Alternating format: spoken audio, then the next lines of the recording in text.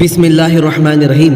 حضرت جابر رضی اللہ تعالیٰ عنہ کہتے ہیں کہ رسول اللہ صلی اللہ علیہ وسلم نے فرمایا، بندے اور کفر کے درمیان سوائے نماز چھوڑنے کے کوئی اور حد فاصل نہیں۔ حضرت رافع بن خدیج رضی اللہ تعالیٰ عنہ بیان کرتے ہیں، رسول اللہ صلی اللہ علیہ وسلم نے فرمایا، نماز فجر روشن ہو جانے پر پڑھو کیونکہ وہ زیادہ باعث اجر ہے۔ حضرت معاذ بن جبل رضی اللہ تعالیٰ عنہ بیان کرتے ہیں، رسول اللہ صلی اللہ علیہ وسلم نے فرمایا، اس نماز یعنی عشاء کو دیر سے پڑھو کیونکہ اس کی وجہ سے تمہیں دیگر امتوں پر فضیلت دی گئی ہے، تم سے پہلے کسی امت نے یہ نماز نہیں پڑھی۔